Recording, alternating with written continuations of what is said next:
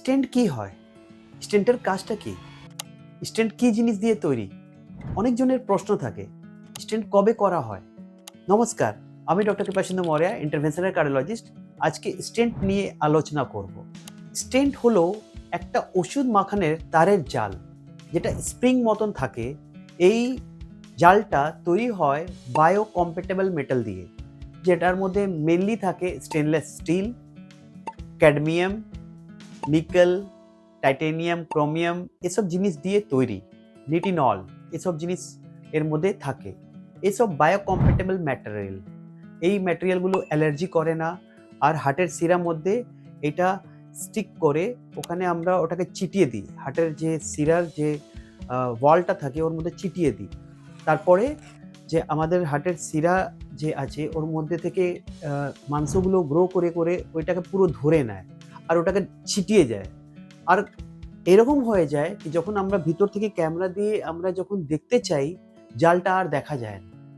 তো ওষুধ মাখানের তারের জাল যেটা আমাদের শরীর নিয়ে নেয়, জিনিসটাকে ফিক্স করে দেয় দেয়ালের সঙ্গে, মানে হার্টের যে শিরা আছে শিরার সঙ্গে ওটা পুরো ছিটিয়ে যায়। তো ওই জন্য ওর মধ্যে রক্ত সঞ্চারটা খুব ভালো করে হতে পারে, আর তার জন্য কোনো ক্লট জমে না, আর রক্ত সঞ্চারটা সুনিশ্চিত হয়ে যায়।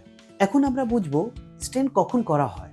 হার্টের যখন শিরাতে যখন ব্লক চলে আসে আর ওই ব্লকটা যখন 50-60% অব দি ব্লক থাকে, তখন আমরা চেষ্টা করি ওষুধ মাধ্যমে ব্লকটাকে স্টেবল রাখা, যেন ওর থেকে যেন আর ব্লক না বাড়ে। তার জন্য আমরা ব্লাড থিনার আর কোলেস্টেরলের ওষুধ এগুলো আমরা দিয়ে ওই ফ্লোটাকে রিস্টোর করতে চেষ্টা করি। কিন্তু যখনই এই ব্লকটা 70% থেকে বেশি হয়ে যায়, তখন আর এই ওষুধগুলো ঠিক করে কাজ করে না, সিমটম চলে আসে, আর রিস্ক অনেকটা বেড়ে যায়।